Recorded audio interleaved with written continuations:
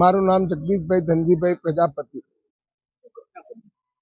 ઘટના એવી બની, મારી દીકરીના મેરેજ આજથી અંદાજે 6 મહિના, પરફેક્ટ 6 મહિના 21/11/2025 રોજ રાજકોટ નિવાસી ભેરુલાલ મગનલાલ પ્રજાપતિના દીકરા અજયકુમાર સાથે કર્યા હતા।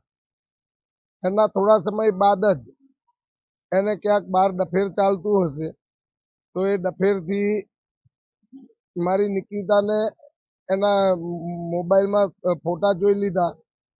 તો એના મમ્મી પપ્પાને કહ્યું, તો એના મમ્મી પપ્પાએ કહ્યું કે બેટા, આપણી ઇજ્જત આબરૂનો સવાલ છે, આ છોકરો આ બધું કૃત્ય છોડી દેશે, સુધરી જશે, બરાબર।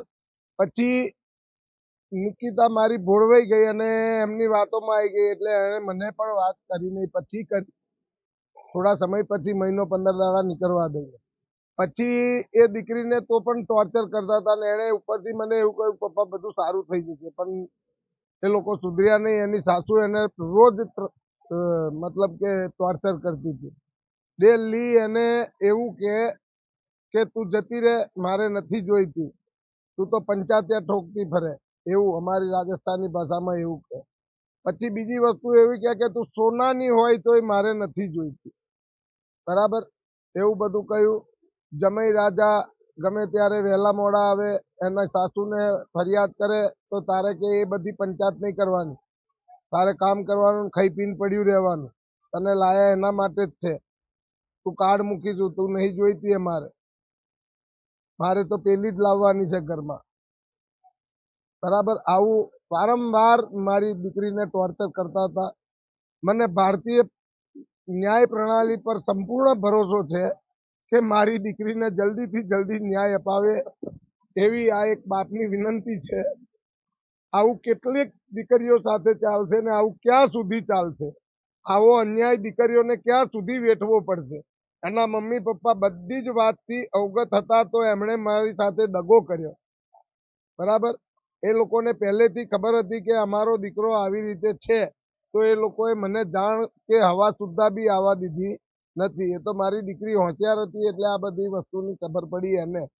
પણ એણે મને ત્યારે કહ્યું કે પપ્પા બસ હવે બધી વાતને પૂર્ણ વિરામ લાગી ગયું છે, તમે મારી ચિંતા ના કરશો, હું બધું સંભાળી લઈશ અને મારે હવે સુખ શાંતિ છે। પણ જ્યારે છેલ્લે આવો બનાવ બન્યો, સ્યુસાઇડ કર્યું કે એને ગળું દબાઈને મારી નાખી, એ વસ્તુ મારી પાસે કોઈ પુરાવા નથી। એમણે નીચે ખોરામાં સુવડાયેલી પોઝિશનમાં મારા દીકરાને વિડીયો કોલ કરીને બતાવેલું કે ભાઈ આવું આપણી જોડે બહુ ખરાબ કૃત્ય થઈ ગયું છે, બરાબર। હવે એને મારે શું સમજવું? બસ હું ભારતીય ન્યાય પ્રણાલી પર એટલો જ વિશ્વાસ રાખીશ કે મને જલ્દીથી જલ્દી મારી દીકરીને ન્યાય અપાવે, અને મારા પ્રજાપતિ સમાજ પર પણ એટલો જ ભરોસો રાખીશ કે મને જલ્દીથી જલ્દી મારી દીકરીને ન્યાય અપાવે, તો એની સદગતની આત્માને શાંતિ મળે, અને પછી બીજી વખત કોઈ દિવસ કોઈ દીકરી સાથે આવું કૃત્ય કોઈ કરે નહીં। હું કેતન કુમાર જગદીશભાઈ પ્રજાપતિ। મારી નિકિતા પ્રજાપતિ મારી નાની બહેન હતી। એને રાજકોટ ભેરુલાલના પુત્ર અજયકુમાર સાથે 21/11/2025 રોજ અમે પરણાવીને વળાવેલી હતી। લગ્નના થોડા જ સમય બાદ એને જમાઈના અફેર હોવાનું માલુમ પડી ગયું। ત્યારબાદ સતત એના ઘરમાં ઝઘડા અને કંકાસ ચાલતો હતો। સાસુ એને નાની મોટી વાતે મેણા ટોણા મારતી રહેતી હતી અને બધી જ રીતે એને ટોર્ચર થતું હતું। પરંતુ એક ઘર બાંધવાની મનમાં રાખી અને એક સમાજની રીતે ઘર બંધાઈ જાય, કદાચ થોડુંક વેઠી લઉં, તો એ બધું મનમાં રાખીને મારી બેન બધું વેઠતી રહી।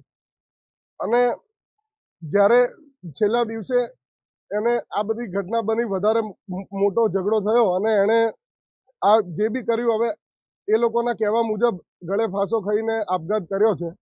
અમે પોલીસ ફરિયાદ કરી દીધી છે રાજકોટ પોલીસ સ્ટેશનમાં। અમને ન્યાય પ્રણાલી પર પૂરો ભરોસો છે કે અમને મારી બહેન માટે યોગ્ય અને જલ્દીથી જલ્દી સાચો ન્યાય અમને અપાવશે, એવી અમને ન્યાય પ્રણાલી પર પૂરો ભરોસો છે। મારું નામ લલિતાજી પ્રજાપતિ, હું નિકિતાની મમ્મી। ઘટના એ બની, અમે ધામધૂમથી મારી દીકરીને પરણાવીને મોકલી અને ત્રીજા દિવસે એને ખબર પડી ગઈ કે એના ફોનમાં એના ફોટા જોયા એના હસબન્ડના અફેરના, અને મારી દીકરીને આઘાત લાગ્યો. મારી દીકરીને માનસિક ત્રાસ આપતા હતા એ લોકો ઘરના સૌ જણા મળીને, અને મારી દીકરીને બધી રીતે અંધારામાં રાખીને ઇમોશનલ બ્લેકમેલ કરીને મારી છોકરીને અમને કશું જ કહેવા નહીં દીધું. અને અમે આ બધી જ વસ્તુથી અજાણ હતા કે જમાઈનું બીજે ક્યાંક અફેર ચાલે છે. એટલે અમને ન્યાય પ્રણાલી પર વિશ્વાસ છે કે અમને આ મારી દીકરીનો જે આ બનાવ બન્યો છે એના માટે અમને ન્યાય મળે. બસ અમે એટલી જ અપેક્ષા કરીએ છીએ કે મારી દીકરી જે ગતિ રહી એના માટે અમને ન્યાય મળે. બસ અમે બીજું કંઈ જ નથી કહેતા. બસ અમે એટલું જ કહીએ છીએ કે અમને ન્યાય આપો મારી દીકરી માટે. બસ એટલી મારી વિનંતી છે.